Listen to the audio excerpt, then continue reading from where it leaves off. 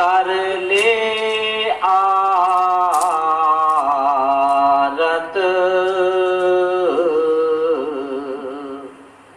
फिर नहीं ऐसा समय परापत। कहा करूं सजनी मैं बिन बल, तन मन मेरा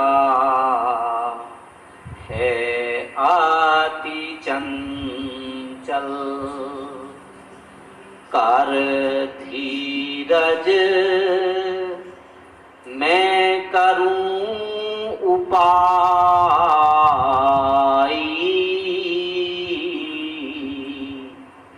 सत्संग कर स्वामी धिंग जाई। सोचत कहा सखी कर ले आरत, फिर नहीं ऐसा समय परापत। राधा स्वामी दयाल की दया, राधा स्वामी सद्गुरु साईं। एक बार फिर बोलना, राधा स्वामी दयाल की दया, राधा स्वामी सद्गुरु साईं। प्यारी शासन जी, ये शब्द है परम पुरुषों पूरन धनी स्वामी जी महाराज का।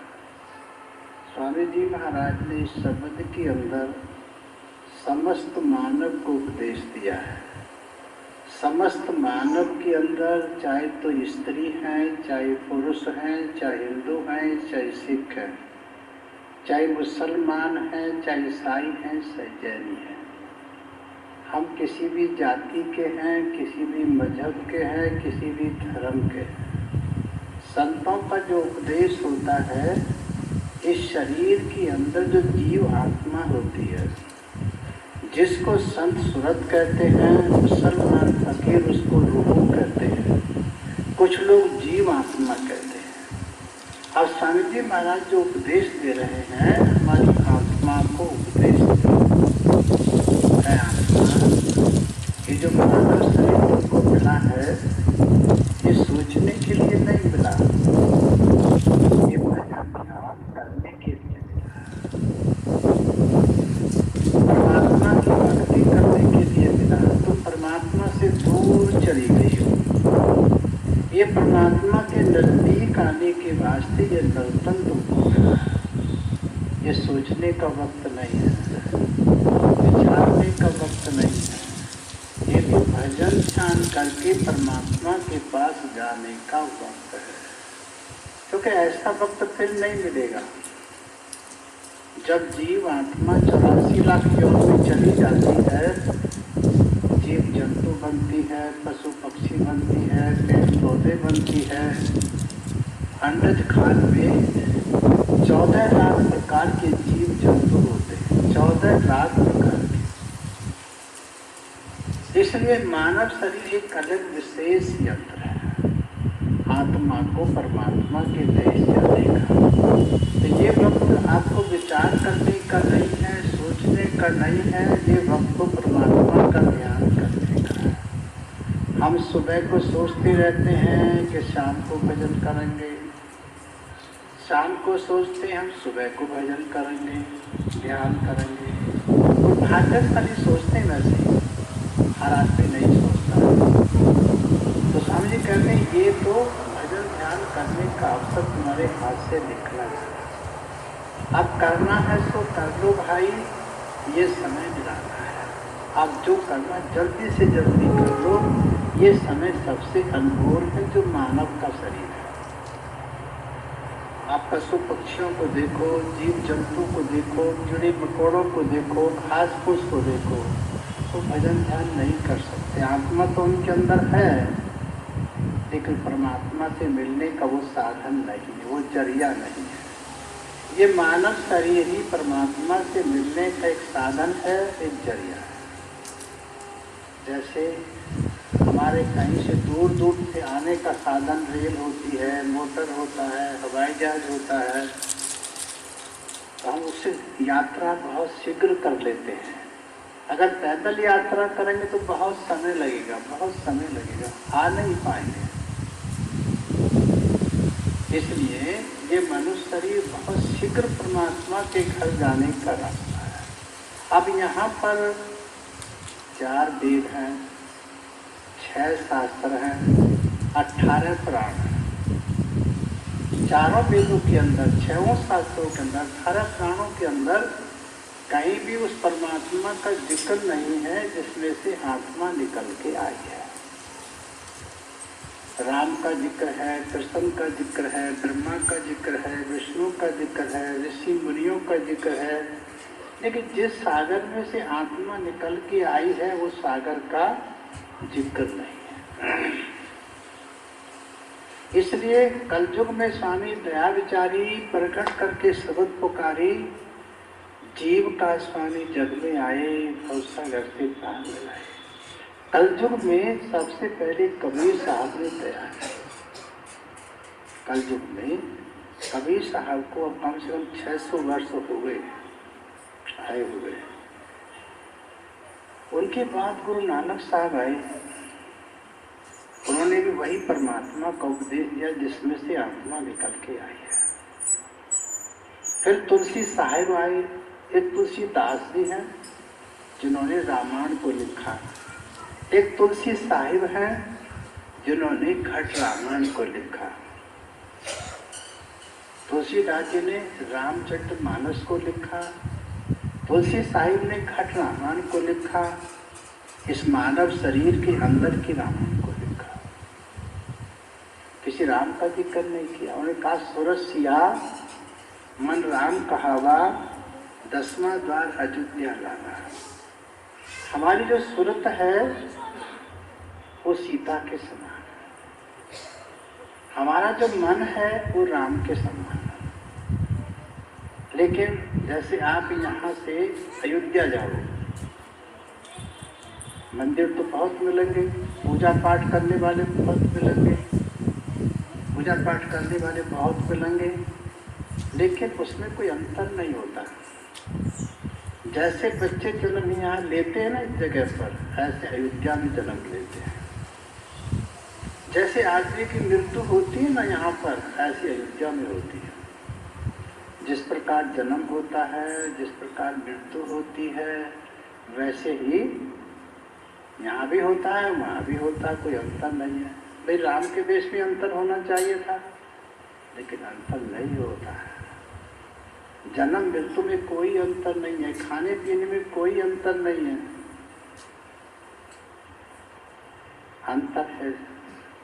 लेकिन आत्मा अगर 10वें द्वार जाती है तो अंतर हो जाता है, उसकी मृत्यु में अंतर हो जाएगा। अंतर कैसे होगा? वो महीनों पहले ये बताना शुरू कर देगी कि मेरी फलां टाइम पर जो आत्मा 10वें द्वार जाती है, फलां टाइम पर मेरे को शरीर छोड़ के चले जाना, आप मेरे लिए रोने की आवश्यकता नहीं है, क्योंकि मैं तो परमात्मा के देश को वापस जा रहा हूँ। इस काल के देश से निकल के, मृत्यु के देश से निकल के मैं तो सत्यलोक को वापस जा रहा हूँ, इसलिए मेरे रोने की जरूरत नहीं है। जिसको काल देश में आना है, जन्म लेना है, फिर कष्ट उठाने हैं, दुख उठाने हैं, उनके लिए तुम भले ही रो, लेकिन मेरे लिए रोने की कोई जरूरत नहीं। 10वें द्वार जाने वाली आत्मा को पहले ही पता चल जाता है मेरी कब मृत्यु होगी, कैसे मृत्यु होगी, पहले पता चल जाता है। लेकिन रामायण पढ़ने वाले को पता नहीं चलता, लेकिन 10वें द्वार जाने वाले को पता चलता है। ये जो मानव शरीर हमको परमात्मा ने दिया है, ये बहुत निर्मल, बहुत पवित्र शरीर दिया है। ऐसा और कोई शरीर नहीं है। देवी देवता हैं, वो भी मनुष्य बनने के लिए तरसते हैं। साधन धाम मोक्ष का द्वारा यह मनुष्य शरीर एक साधन है, एक जरिया है मोक्ष पद पाने का। देवताओं को मोक्ष पद नहीं मिल सकता जब तक मानव शरीर नहीं मिलेगा। तो मानव शरीर एक साधन है, एक जरिया है मोक्ष पद जाने का। अब हमको ये मिला हुआ है। अब स्वामी जी कह रहे, सोचत कहा सखी कर ले आरत, फिर नहीं ऐसा समय परापत। फिर ऐसा समय नहीं आएगा आत्मा जो तुझको समय मिला है। सोचत कहा सखी कर ले आरत। आरत किसको कहते हैं? कुछ लोग आरती करने के लिए एक थाली लेते हैं, है ना? वो थाली में दीपक जलाते हैं, अपने इष्ट देव के सामने खड़े हो जाते हैं, उसको आरती करते हैं, वो दीपक को घुमाते हैं। कहते इसको आरती नहीं कहते। आ माने यहाँ पर आ, जहाँ पर आपने तिलक लगाया है, जहाँ पर आपने बिंदी लगाई है, अपने बिखरे हुए ख्याल को समेट के यहाँ पर एकाग्र करो। जिस भाई ने, जिस बहन ने अपने बिखरे हुए ख्याल को यहाँ पर समेट लिया, आ यानी शरीर में फैले संसार से निकल के यहाँ पर आ। रह माने प्रकाश, यहाँ प्रकाश हो रहा है। तय माने तकना, देखना, उस प्रकाश को यहाँ आकर के देखना है। जो उस प्रकाश को यहाँ आकर के अपने ख्याल को, बिखरी हुई तवज्जो को समेट के यहाँ पर एकाग्र करते हैं और परम प्रकाश का दर्शन करते हैं, उनकी सच्ची आरती होती है। उस परम पिता परमात्मा को दर्शन करते हैं, उस परम प्रकाश का दर्शन करके उनकी अंतरात्मा तृप्त हो जाती है, शांति हो जाती है। जैसे हम मंदिर में जाते हैं, सबसे पहले क्या करते हैं? एक घंटा बजाते हैं, टन टन टन बोलता है। फिर मंदिर में प्रवेश हो जाते हैं, जहाँ शिवजी महाराज की या देवी माता की मूर्ति रखी हुई है। अब उसके सामने खड़े हो जाते हैं, उसके सामने खड़े हो जाते हैं, एक दीपक जलाते हैं, तेल डालते हैं, बाती लगाते हैं, दीपक जला के तैयार करते हैं। फिर क्या करते हैं? फिर दोनों हाथ जोड़कर खड़े हो जाते हैं और आंखें बंद कर लेते हैं। बंद कर लेते हैं। अब इतने दूर से परिश्रम करके हम गए हैं, हम आंखें बंद करके खड़े हुए हैं, क्या फायदा हो रहा है? नहीं, वहाँ का आंखें बंद करने का जो मतलब है, जो प्रकाश तुमने अभी किया है, ये तुम्हारे अंदर हो रहा है, उसको देखो। वो आंखों से नहीं दिखाई देता, उसकी आवाज जो है कानों से नहीं सुनाई देती, उसके प्रकाश को देखने के लिए आंखें बंद करनी पड़ेंगी, ये कान बंद करने पड़ेंगे उस आवाज को सुनने के लिए जो तुम्हारे अंदर यहाँ पर आवाज हो रही है। सोचत कहा सखी कर ले आरत, फिर नहीं ऐसा समय पर आना। ऐसा समय आत्मा को अलावा और कभी नहीं। पशु बन जाए, हाथी बन जाए, घोड़ा बन जाए, ऊंट बन जाए, बकरी बन जाए, गधा बन जाए, ये काम नहीं कर सकते। इसे केवल मानव ही कर सकता है। तो ऐसा प्रकाश, ऐसी जो आवाज है परमात्मा ने केवल मानव के अंदर रखी है। ऐसा यंत्र लगाया हुआ है, उस यंत्र के द्वारा मानव शरीर में आत्मा आकर के सुन सकती है, देख सकती है। जैसे हमें हाथों का ज्ञान है, अपनों का, हाथ को देखते हैं, पैरों को देखते हैं, पैरों को देखते हैं, आँखों को देखते, शीशा लगा आँखों देखते, कानों को देखते हैं, लेकिन अपने दिल को कभी देखा आपने? जब डॉक्टर किसी रोगी को देखता है, वो अपने कान में आना लगाता है, वो दिल के पास रखता है। वो क्या करता है? वो दिल की आवाज को सुनता है। हमारा जो दिल है 1 मिनट में 72 बार धड़कता है। डॉक्टर उस आवाज को गिनता है, ये 1 मिनट में कितने बार धड़कता है, ये दिल कितने बार धड़कता है। अगर 72 बार धड़क रहा है तो बिल्कुल ठीक है, कोई परेशानी नहीं, कोई दिक्कत नहीं है। अगर आपका दिल की धड़कन बढ़ रही है या कम हो रही है तो आपको दिक्कत हो सकती है। उसी का इलाज कर, आवाज को सुन के इलाज करता है। इसलिए स्वामी जी महाराज आपको आपके देश का पता बताते हैं। आपको आपके देश का पता बता, तुम्हारे देश से आवाज आ रही है, उस आवाज को सुनो। तुम्हारे देश से कैसी आवाज आ रही है? निरंजन के देश से कैसी आवाज आ रही है? ओम के देश से कैसी आवाज आ रही है? सोहम के देश से कैसी आवाज आ रही है? सतलोक से कैसी आवाज आ रही है? तुम्हारा देश है सतलोक, तुम सतलोक के रहने वाली हो। वहां से जो आवाज आती है वो बीन के धुन की जैसी आवाज आती है।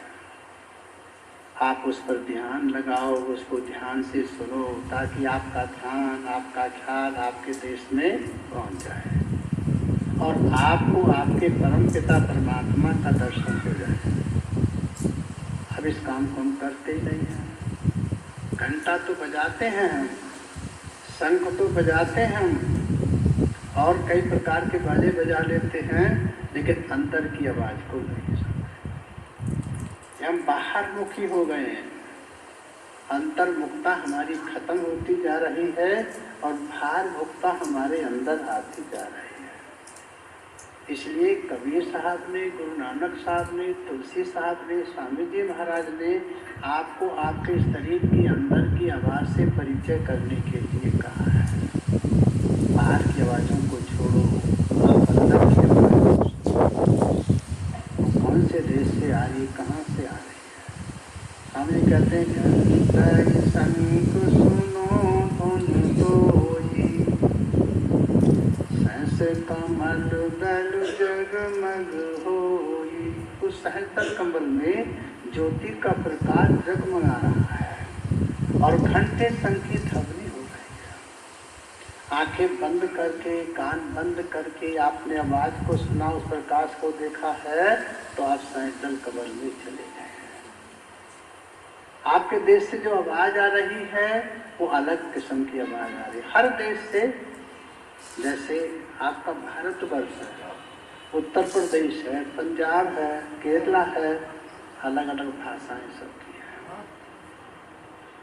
पंजाब की बोली समझ में नहीं आएगी आपको उत्तर प्रदेश वालों को, और पंजाब वालों को उत्तर प्रदेश की बोली समझ में नहीं आती है। केरला वालों की यहाँ की बात समझ में नहीं आती है। हर देश की अलग आवाज होती है, हर देश से अलग आवाज आ रही है। इसलिए स्वामी जी महाराज का उपदेश है, श्रुति ये वक्त सोचने का नहीं है, ये जो मनुष्य शरीर है ये परमात्मा के ध्यान करने का वक्त है। लेकिन हम ध्यान किसका करते हैं? हम सबसे पहले पूजा किसकी करते हैं? गणेश जी की पूजा करते हैं। गणेश जी की पूजा करते हैं ना। हमारे शास्त्र क्या बता रहे हैं? उसका वासा कहाँ पर है? गणेश जी का। ब्रह्मा जी का वासा कहाँ पर है? विष्णु का वासा कहाँ पर है? वो बाहर नहीं, कहीं शरीर के अंदर है। मूलाधार चक्र में गणेश का वासा है, स्वादिष्टान चक्र में ब्रह्मा का वासा है, मणिपुर चक्र में विष्णु का वासा है, अनहाद चक्र में शिव का वासा है। शिव जी महाराज अनहाद चक्र में रहते हैं, क्योंकि यह सृष्टि का नियम पालन करता, जैसे ब्रह्मा पैदा करने वाला है, विष्णु पालन पोषण करने वाला है, शिव संहार करने वाला है। ये शास्त्रों की बात है। जो बड़े बड़े ज्ञानियों ने बड़े बड़े बुद्धिमानों ने शास्त्रों को लिख करके वर्णन किया है, खूब सोच सोच करके, खूब समझ समझ करके, क्योंकि इंद्रिय चक्र से सारे जगत की रचना होती है, इंद्रिय चक्र से, और नाभि चक्र से सारे शरीर की पालना होती है। जब भोजन नाभि में चला जाता है तभी उससे शक्ति निकलती है, तभी शरीर को उत्प्रेरित होती है।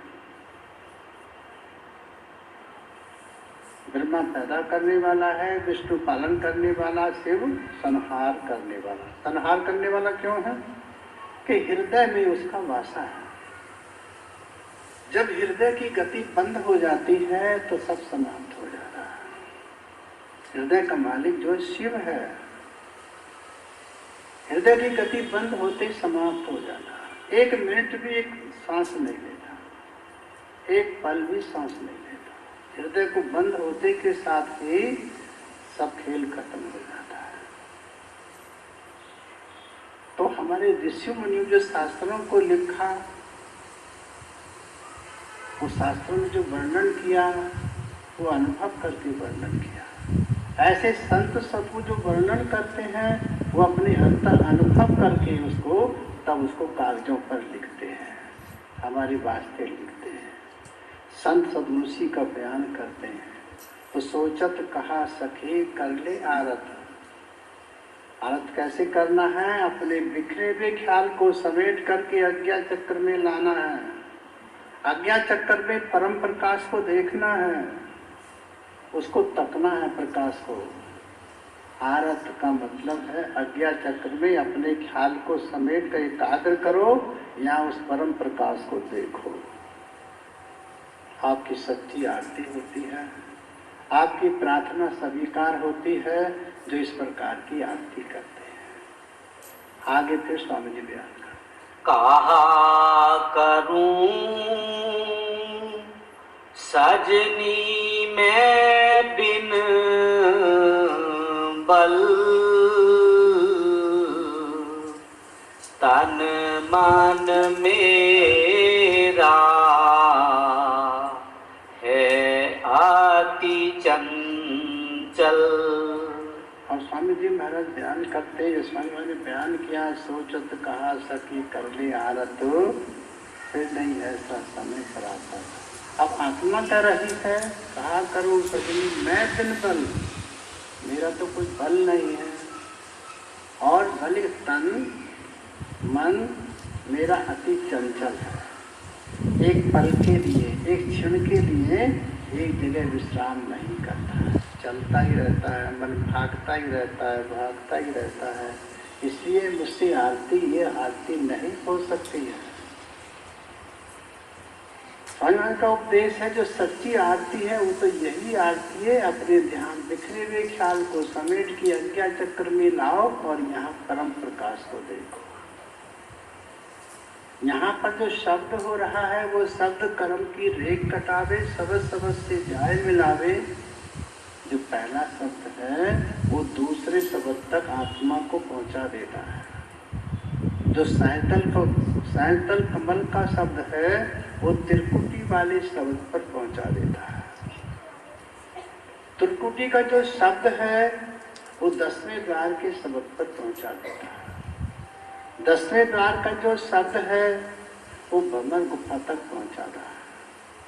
भ्रमर गुफा का जो शब्द है वो सत्यलोक पे दाखिल कर देता है, जहाँ से आत्मा आई है। जब सत्यलोक में दाखिल होती है, सतपुरुष का दर्शन करती है, उसके पिता का जो दर्शन करती है वो किस प्रकार से करती है? कोटिन महान उदय जो होई, करोड़ सूरज, कोटिन महान उदय जो होई, ऐते ही पुनि चंद लखोई। इतने चंद्रमा, करोड़ सूर्यों को, करोड़ चंद्रमाओं को एक जगह मिलाओ, कितना प्रकाश होगा। ऐ सुरती, ऐ रूह, तुम्हारा जो पिता है, जिस सागर में तुम निकल के आई उसका एक बाल भी उनकी बराबरी नहीं कर सकता। आत्मा का जो स्वामी है जिस सागर में से आत्मा निकली है उसका जो एक बाल है ना, वो करोड़ सूरज करोड़ चंद्रमा उसके बाल से शर्मिंदा हो जाते हैं। आप ऐसे सागर की बूंद हो, उस सागर से तुम निकल के आए हो। जब तक उस सागर में नहीं पहुंचोगी तब तक सच्ची शांति आपको नहीं मिलेगी। जिस दिन भी हमारी आत्मा उस सागर तक पहुंच जाती है उस दिन उसका एक मनुष्य शरीर सफल हो जाता है। मनुष्य शरीर में आने का उद्देश्य पूरा हो जाता है। ये स्वामी जी महाराज आपको बता रहे हैं। सोचत कहा सखी कर ले आरत, फिर नहीं ऐसा समय पर आपत, फिर आपको ऐसा समय नहीं मिलेगा। देखो पशु पक्षी खाते तो खूब हैं, भागते भी हैं, दौड़ते भी हैं, बाल बच्चे भी पालते हैं, सब अपने अपने काम करते हैं, लेकिन इस आरती को नहीं कर सकते। इसको केवल मानव ही कर सकता है। तो मानव शरीर की बारी तुमको मिली हुई है, इससे अपना काम कर लो, तुम वापस घर लौट जाओ। तो स्वामी जी महाराज का हर भाई के लिए, हर बहन के लिए ये उपदेश है। आगे फिर समझाते हैं। कर धीरज मैं करूं उपाय,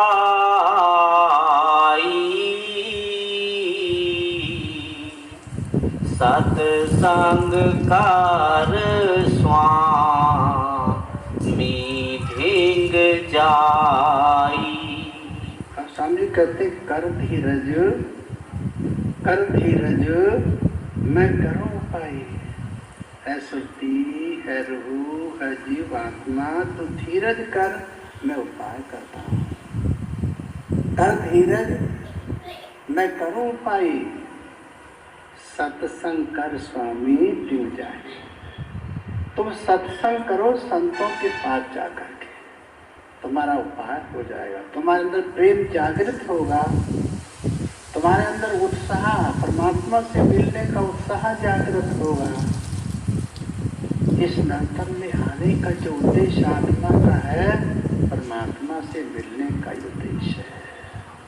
लेकिन हम यह काम में, धाम में, बाल बच्चों में, हाट हवेलियों में ये भूल जाते हैं। इस काम को कब करते हैं? जब हाथ पैर चलने कम हो जाते हैं, हाथ पैर उठने बैठने कम हो जाते हैं, आंखों से कम दिखना शुरू हो जाता है, कानों से सुनाई कम देने लगती है, तब हमको होश आने लगता है। मेरा बुढ़ापा आ रहा है।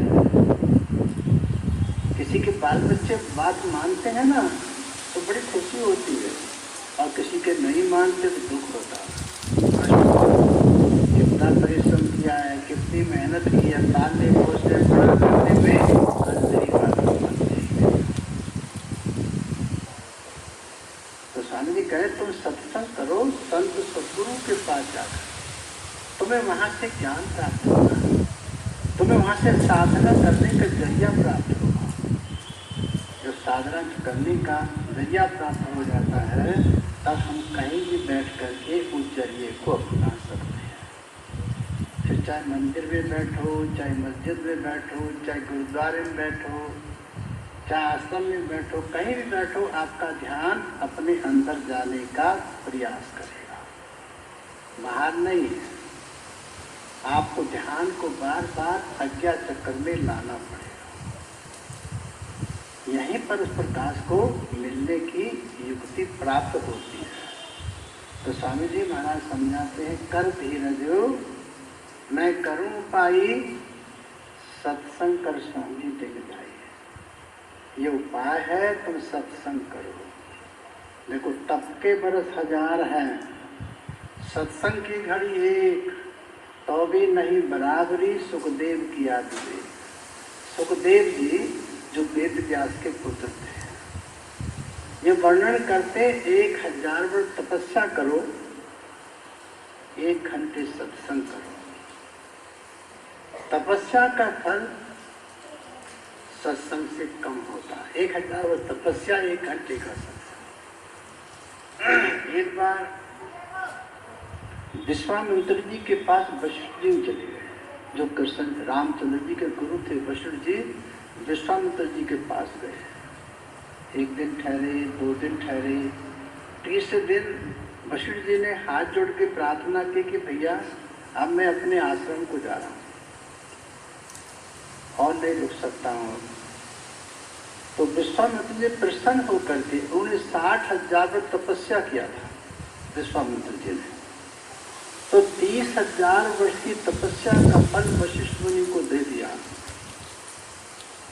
मैं आपको दक्षिणा में, जैसे कोई किसी घर से विदा होता है ना, दक्षिणा देता है, कहते वो 30,000 वर्ष की तपस्या का फल विश्वामित्र जी ने वशिष्ठ जी को दे दिया। जी चले गए। कुछ समय के बाद विश्वामित्र जी वशिष्ठ मुनि के आश्रम पर पहुंच गए। वो भी 1 दिन रुके, 2 दिन रुके, 3 दिन, 30 दिन हाथ जोड़ के प्रार्थना करने लगे, महाराज मैं तो अब चल रहा हूँ। वशिष्ठ जी ने कहा कि ठीक है आप चले जाओ, अब 1 घंटे के सत्संग का फल मैं तुमको दान करता हूँ। विश्वामित्र ने 30,000 वर्ष की तपस्या का फल दिया, विश्वामित्र ने 1 घंटे के सत्संग का फल उनको दे दिया। विश्वामित्र जी कहने लगे भैया मैंने तुमको 30,000 वर्ष की तपस्या का फल दिया था, तुम 1 घंटे की सत्संग का फल दे रहे हो मुझको। वशिष्ठ जी कहने लगे भैया किसी से इस चीज का निर्णय करा के देखो, 1 घड़ी के सत्संग का फल ज्यादा है या 30,000 वर्ष की तपस्या का फल ज्यादा है। वो निर्णय कराने के लिए विश्वामित्र जी शेषनाग के पास चले गए। शेषनाग के पास गए, शेषनाग से प्रार्थना की कि महाराज ये बताओ 30,000 वर्ष की तपस्या का फल ज्यादा है या 1 घंटे के सत्संग का फल ज्यादा है। शेषनाग ने कहा कि भैया निर्णय तो मैं जब करूं जब ये मेरे सिर से पृथ्वी का भार हल्का हो जाए, कम हो जाए, हट जाए थोड़ी देर के लिए, तो मैं निर्णय कर दूं।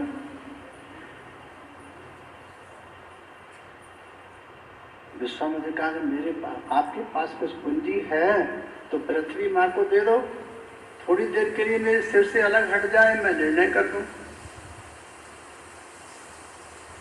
विश्वामित्र जी ने कहा कि मेरे पास तो अब 30,000 वर्ष की तपस्या का फल है, उसे लगा कर देख लो भैया, पृथ्वी माँ हट जाए तो राजी हो जाए, प्रसन्न हो जाए थोड़ी देर के लिए। तो 30,000 तपस्या का फल लगा दिया विश्वामित्र जी ने, लेकिन पृथ्वी शेषनाग के मस्तिष्क से जरा भी नहीं हिली, हटी भी नहीं, हली भी नहीं। शेषनाग ने कहा भैया कुछ और पूंजी हो तो और लगाओ।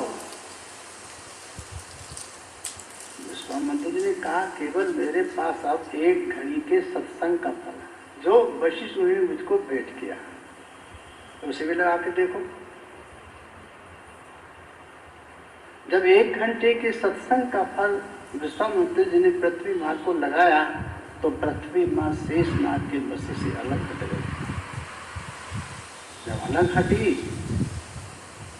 तो विश्वामित्र जी ने कहा कि महाराज निर्णय कर दो।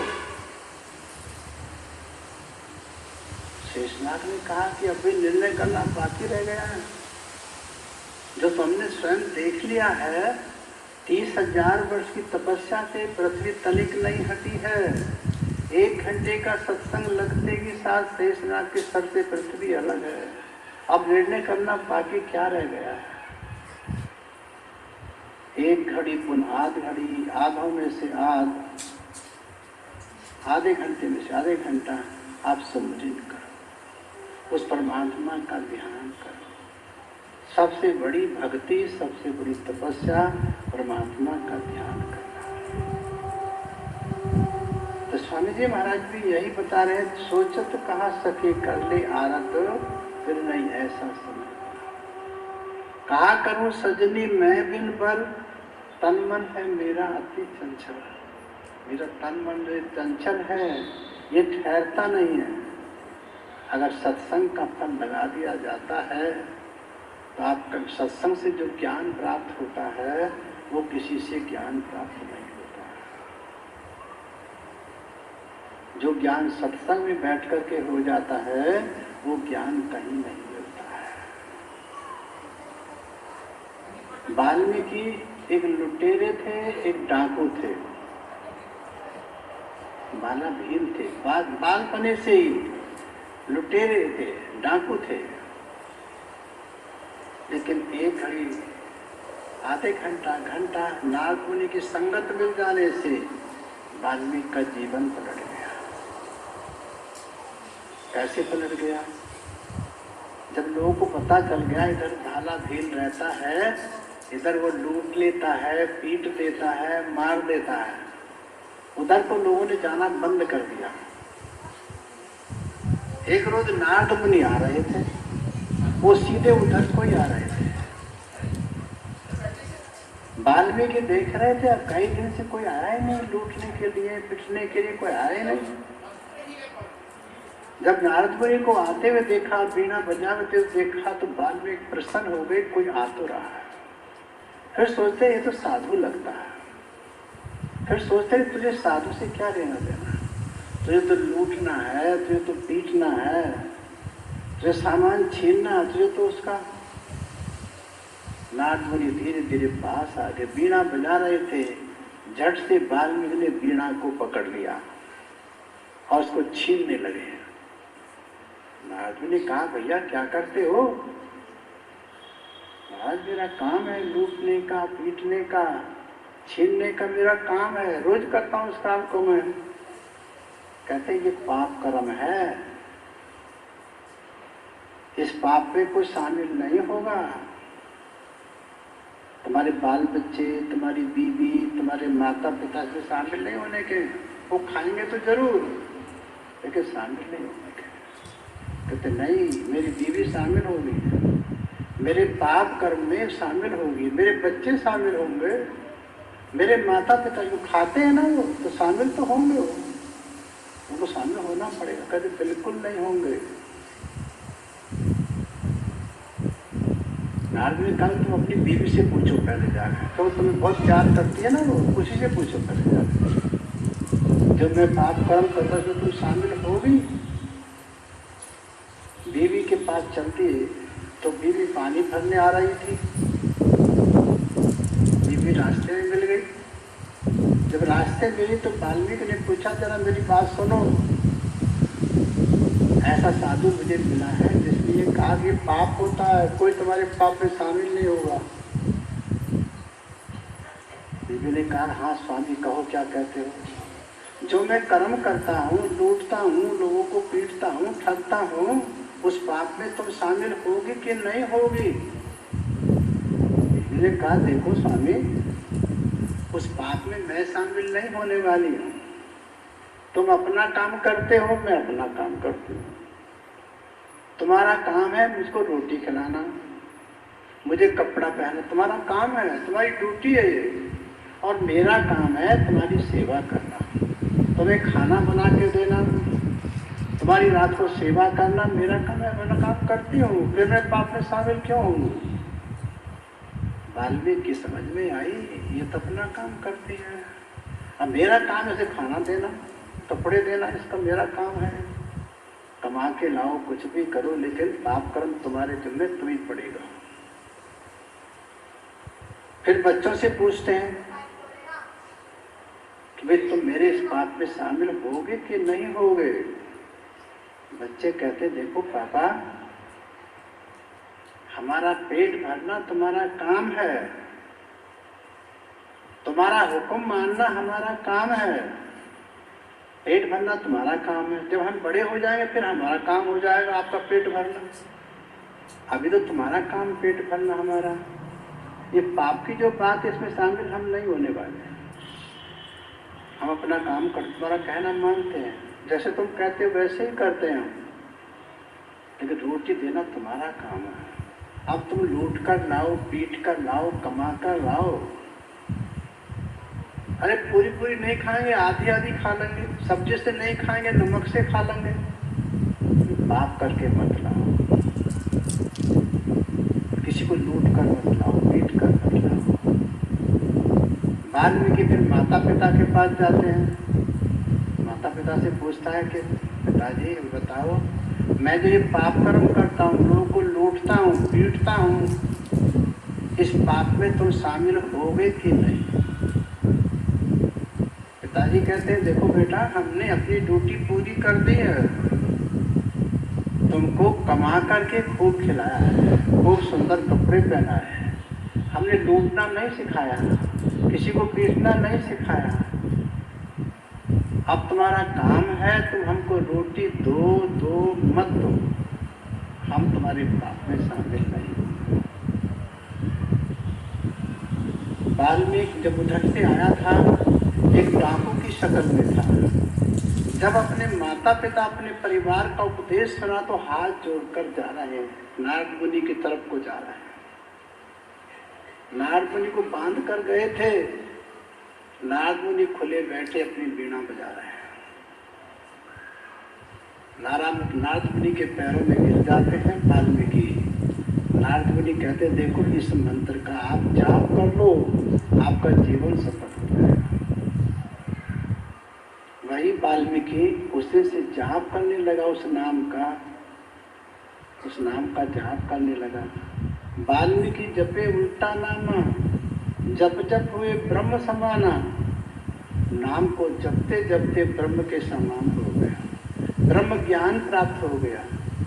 राम तो पैदा भी नहीं हुआ था जिस समय वाल्मीकि ने रामायण लिखी। 10,000 वर्ष पहले रामायण लिख के वाल्मीकि ने इतना ज्ञान हो गया। अब वो ज्ञान जो है तुम्हारे अंदर रखा हुआ है। अब उस ज्ञान को ढूंढते कहाँ हैं? हम बाहर ढूंढते हैं, देखो ज्ञान जो है ना आपके तीसरे दिल में रखा हुआ है। जहाँ तिलक लगाते हैं, जहाँ बिंदी लगाते हैं, उस स्थान पर वो ज्ञान रखा हुआ है। संपूर्ण शरीर का ज्ञान, समूचे ब्रह्मांड का ज्ञान आपके शरीर के अंदर रखा हुआ है। इसलिए मानव शरीर सबसे श्रेष्ठ है। सुर दुर्लभ सदग्रंथ में गावा, साधन धाम मोक्ष का द्वारा पाए न जही पर लोग समारा। लेकिन हम मोक्ष को पाते नहीं हैं, पर लोग को संभालते नहीं हैं। हम मन इंद्रियों के घाट पर बहते रहते हैं। जैसे आंखों से दिख रहा ना वैसे ही मान लेते हैं, जो कानों से सुनाई दे रहा उसी को सच समझ लेते हैं। अपने अंदर नहीं देख पाते। वास्तविकता हमारे अंदर है, हकीकत हमारे अंदर है। आप अंदर में इस ज्ञान को परिचय करिए। ये स्वामी जी महाराज की सलाह। आगे फिर स्वामी जी उपदेश देते हैं। वे दयाल जब कृपा धारे,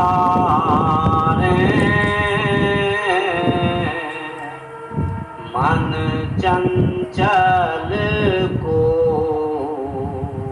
छीन में मारे।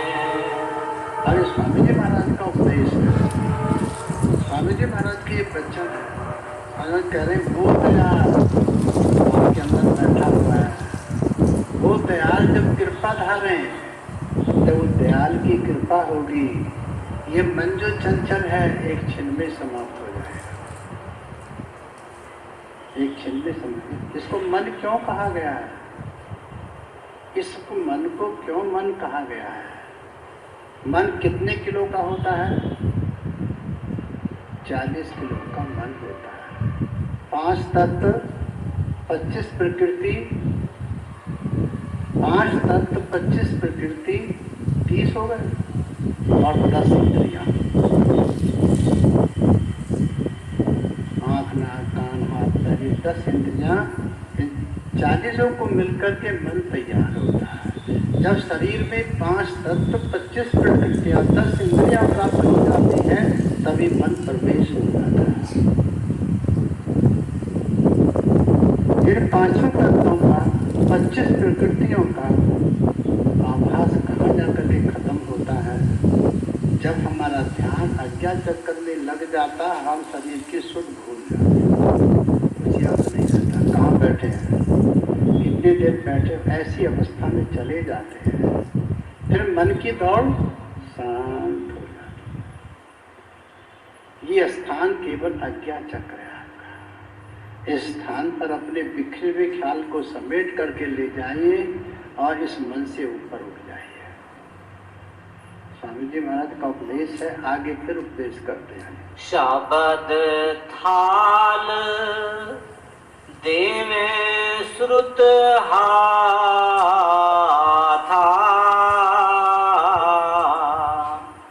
प्रेम ज्योत जग वामे साथा।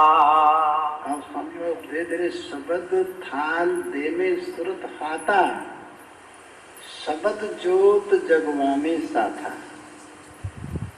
प्रेम का थाल, जो प्रेम अंदर आ जाएगा ना, एक प्रकार का थाल आपके अंदर आ जाएगा। जो काम प्रेम से किया जाता है, जो काम श्रद्धा से किया जाता है, विश्वास से किया जाता है, वो गुस्से से नहीं किया जाता। हमारा सबसे बड़ा जो दुश्मन है इस शरीर में गुस्सा है। एक तो गुस्से की शक्ति ऐसी है, एक काम वासना है। स्वामी जी महाराज का उपदेश है, काम क्रोध कैद कर रखे, लोग को लीना जाता। काम क्रोध इनको कैद करो, उनको बंद करना सीखो। बंद कहाँ होते हैं? जब तक आपका ध्यान 9 द्वारों में बिखरा रहता, कभी बंद नहीं हो सकते। जब आपका ध्यान सिमट करके अज्ञा चक्र में चला जाता, वो ज्योति का दर्शन करता है, आपका शरीर शून्य हो जाता है, ठंडा हो जाता है। और जब शरीर ठंडा हो जाता है, उस समय याददाश्त भी चली जाती है। पता नहीं था हम कहाँ बैठे हैं, यही पता नहीं चलता कितनी देर बैठे बैठे हो। घंटों हो जाते, लगता 1 ही मिनट हुई है बैठे को भी। घंटों के बाद पता चलता 1 ही मिनट तो हुआ है। इधर से ध्यान हटा, उधर लगा, इतना तो याद था, लेकिन ये पता नहीं कितनी देर हो गई है बैठे। तो शब्द थाल दे में सूरत हाथा, प्रेम ज्योत जगमा में साथा। तुम्हारे अंदर प्रेम का दीपक जल रहा है, प्रेम की ज्योति आपके अंदर जल रही है। ज्ञानी ध्यानी संजमी दाता सूर अनेक, जपिया तपिया बहुत है शीलवंत को एक। जपिया तपिया बहुत है, जपिया तपिया बहुत है, शीलवंत को एक। सुख का सागर शील है, जो सुख है वो शीतलता में है, वो ठंडक में है। सुख का सागर शील है, कोई न पावे था, उस शीलता की कोई था नहीं पा सकता है। आप ध्यान से देखो, आपके खेत में नमी है तो पैदा आपके खेत में होगी। आपके खेत में नमी नहीं है तो बीज भी बेकार चला जाएगा, बीज भी बेकार चला जाएगा। आपके शरीर रूपी खेत के अंदर नमी है तो आपकी भक्ति का एक काम जो उपस्थित होगा, बीज उपस्थित होगा, और बीज बन के पौधा बनेगा, पौधा बन के उस पर फूल आएगा, फूल आने के बाद फल आएगा। अब कितने फल आएंगे? इसलिए स्वामी जी महाराज की सलाह, प्रेम सगा सो सब सगा, नाता सगा न कोई। अरे माता बैठी देखती स्त्री सत्ती हो, माता को अपने पुत्र से कितना प्यार होता है, लेकिन अपने पुत्र से सत्ती नहीं हो सकती, जल नहीं सकती अपने पुत्र के साथ। लेकिन पत्नी जो है अपने पति के साथ जल जाती। हमारे हिंदुस्तान में बहुत सारी मिसाल है, तो प्रेम होता है उनको, जिनको प्रेम होता है वो अपने पति के साथ सती हो जाती है। केवल अपने पति को ही पति समझती है कि संसार में किसी दूसरे को पति के समान नहीं समझती है। पतिव्रता मैली भली, काली कुचुल कुरूप, पतिव्रता के रूप पर वारों को स्वरूप। करोड़ों सुंदर स्त्रियां का रूप उसके ऊपर कुर्बान किया जाए तो भी उसकी बराबरी नहीं कर सकता, पतिव्रता की बराबरी नहीं कर सकता। आपने दृष्टांत सुना होगा सती सावित्री का, अपने पति को यमलोक से वापस लिया, अपने सास ससुर की आंखें दिलवा देती हैं, ये सतीव्रत धर्म का पालन करती है। अपने पिता का राज वापस लौटवा देती है, अपने पिता को पुत्र दिलवा देती है यमराज से। वो भी आपके भारत देश की स्त्री थी, सती सावित्री भी। महासती अंसुया भी आपके भारत देश की स्त्री थी। तो भारत देश में ऐसी ऐसी स्त्रियों का जन्म हुआ है। आप भी उनमें से हो। आप अपने पतिव्रत का पालन करो, सब देवता आपके सामने हाथ जोड़े खड़े रहे। जो बीवी, जो बेटियां अपने पतिव्रत धर्म का पालन करती हैं, वो सारे देवी देवता जो दुनिया की रक्षा करके तुम्हारे सामने हाथ जोड़ के खड़े रहते हैं। जो यमराज सबको सजा देता है, वो तो सती सावित्री के सामने नभ गया और उसके पति सत्यवान को वापस भेज दिया। इसलिए स्वामी जी महाराज का उपदेश है, सबद थाल देवे सूरत हाथा, प्रेम ज्योत जगवा में साथा। वो शब्द का थाल तुम्हारे हाथों में देते, तुमको सुनने की युक्ति बता देते, तरकीब बता देते हैं, तुमको सुनवा देते हैं और प्रेम की ज्योति आपके अंदर जला देते हैं। ये संतों का काम होता है। इसलिए आज राधा स्वामी मत में भीड़ भाड़ है, क्योंकि राधा स्वामी मत में कोई आडंबर नहीं है। सीधी सीधी बातें बताई जाती जो आपके शरीर के अंदर है। बाहर की कोई वस्तु नहीं बताई जाती, सब अंदर की वस्तु बताई जाती। आगे फिर स्वामी जी बयान करते हैं। जब आरत तू करे बनाई,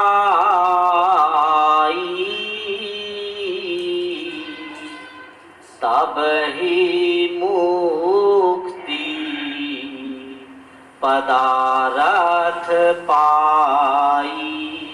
अब स्वामी जी महाराज आपको सलाह देते हैं, जब आरत तो करे बनाई, जो अभी आरती का वर्णन किया ना स्वामी जी महाराज ने, जब तुम ऐसी आरती करोगे तभी तुमको मोक्ष मिल जाएगा।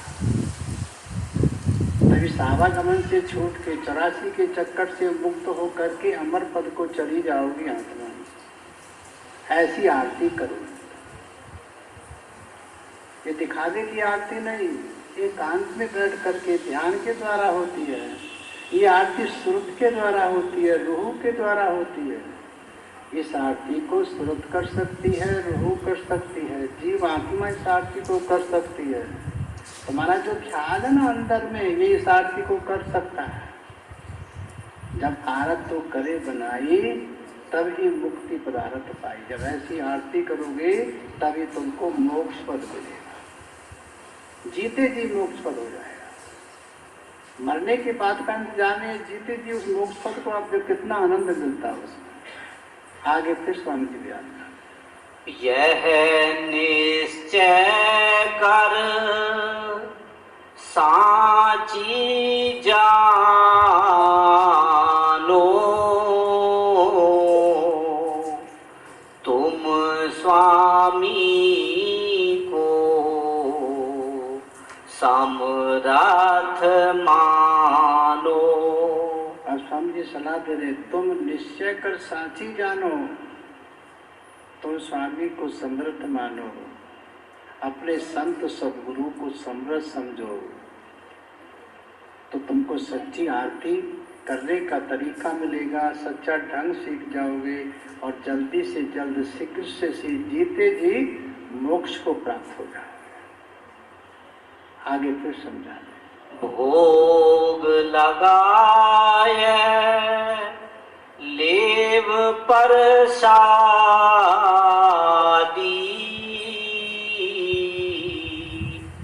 चरणामृत ले मन को साधी। भोग लगा ले प्रसादी, चरणामृत ले मन को साधी। गुरु महाराज का चरणामृत लेकर के मन को साध लो। गुरु महाराज को चरणामृत कहाँ मिलता है? कुछ लोग तो या पानी का चरणामृत बना लेते हैं। नहीं, चरणामृत हमारे मस्तिष्क में होता है, सबके मस्तिष्क में। जिसको नर्तन मिला है, और अब से नहीं, जब माता के गर्भ में बच्चा आता तब से चरणामृत उसके अंदर होता है। भोग लगा ले प्रसादी, चरणामृत ले मन को साधी। वो चरणामृत है जिससे बच्चा माता के गर्भ में कभी रोता नहीं, वो चरणामृत को ग्रहण करता है, कभी नहीं रोता। माता जब बच्चा सांस लेता है उसको महसूस करती है मेरा बच्चा मेरे पेट में सांस ले रहा है, लेकिन रोने की आवाज कभी नहीं सुनती। रोने की आवाज तो तेज होती है सांस से, लेकिन आवाज कभी रोने की आवाज आई नहीं उसको, क्योंकि बच्चा कभी रोया ही नहीं। उस परम प्रकाश को देखता रहता है, अनहद शब्द को सुनता रहता है। उसकी अंतर आत्मा को जो शक्ति मिलती है उसी से मिलती है। और जो माता भोजन करती है उसी भोजन से जब रस बन जाता है, वही रस बच्चे के शरीर के लिए उत्प्रेरक होता है। नाभि के द्वारा वो रस जाता रहता है, जद्र जाता रहता है। बच्चा विधि पूर्वक बढ़ता रहता है, बढ़ता रहता है नाभि के द्वारा रस जाने से। इसलिए स्वामी जी महाराज का उपदेश भोग लगा ले प्रसादी, चरणामृत ले मन को साधी। ऐसे चरणामृत को लेकर तुम अपने मन को साधो रोजाना। साधना किसे कहते हैं? सब तरफ से अपने मन को हटाओ और अज्ञा चक्र में लाओ, ये साधना करनी है। बस अपने बिखरे हुए ख्याल को समेट करके आंखों के पीछे इकट्ठा करो और उस परम प्रकाश का दर्शन करो। ये स्वामी जी महाराज का छोटा सा शब्द है, लेकिन बातें स्वामी जी महाराज की शब्द के अंदर बहुत बड़ी बड़ी बातें हैं। आगे फिर समझा। राधा स्वामी जप निज नामा,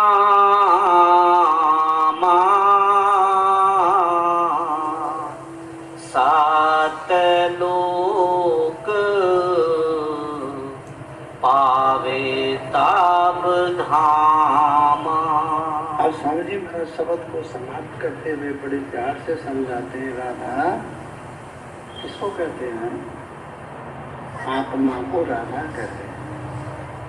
है राधा, तुम अपने स्वामी का स्मरण करो।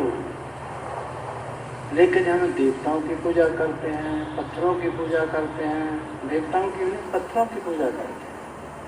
अब देवता किसे कहते हैं? देने वाले को देवता कहते हैं, लेने वाले को लेवता कहते हैं। सीधी सीधी बातें हैं। अब देवता कौन है? तुम तो प्रसाद चढ़ा रहे हो, वो तो ले रहे हैं भाई। देवता वो है जो पृथ्वी है ना, ये देवता है। आपको हमेशा देती देती कभी कुछ नहीं मांगती। पृथ्वी देवता है, जल देवता है, पानी का कोई मूल्य नहीं देता। कितना मर्जी पियो, कपड़े धोते हैं, लत्ते धोते हैं, नहाते हैं, खूब पानी बर्बाद करते हैं, कभी इसकी कीमत नहीं देती। पृथ्वी देवता, जल देवता, अग्नि देवता जो सूरज से मिलती है। अग्नि के बिना ये हमारी भूख प्यास नहीं लगेगी हमको। सूरज के बिना, सूरज से गर्मी मिलती है तब हमारा खाना हजम होता है, लेकिन सूरज अपने प्रकाश का कोई बिल नहीं लेता। जब हमारी गवर्नमेंट बिजली लगाती है, जिस घर में बिजली लगाती है उसी में मीटर लगा देती है, बिना मीटर नहीं छोड़ती।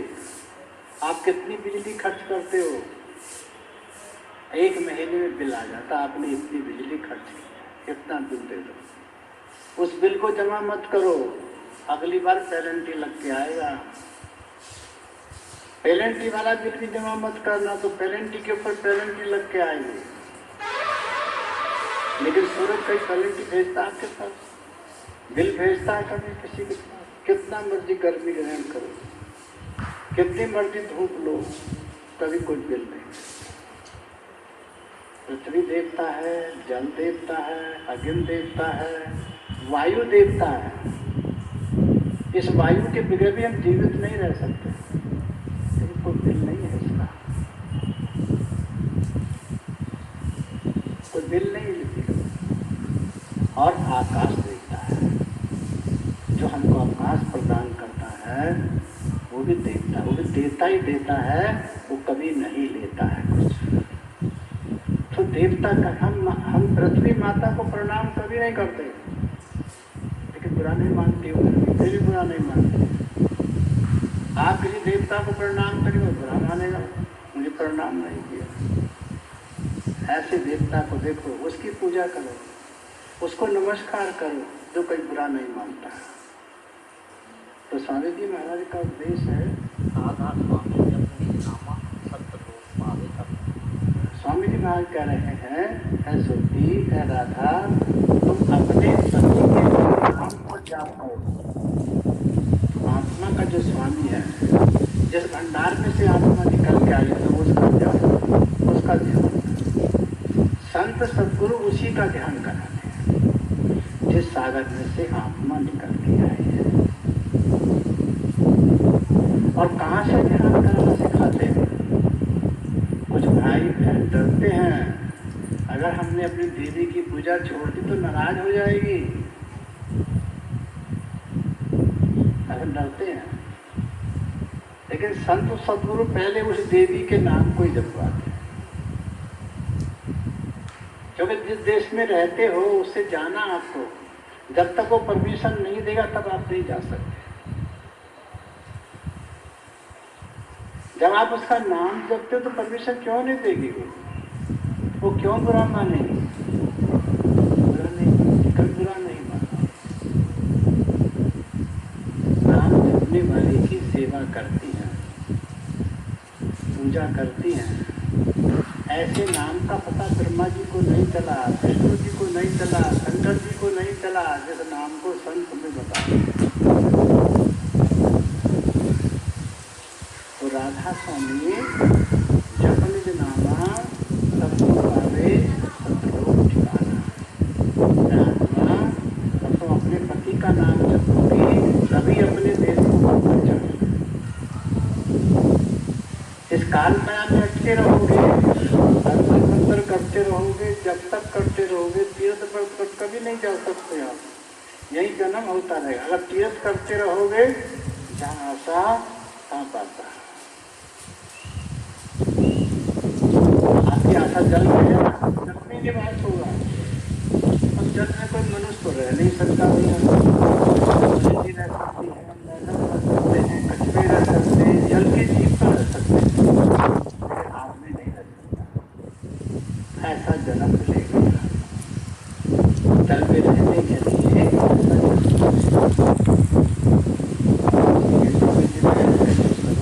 समाप्त होता है। स्वामी दयालिनी दया, राधा स्वामी सद्गुरु सहाय। विनती तो कार जोड़ी, आराज सुनो राधा स्वामी सतगुरु मोरी। सतगुरास तुम सतगुरु दाता, सब जीवन के पिता और माता। दया धार अपना कार दीजे, काल जाल से न्यारा कीजे। सतयुग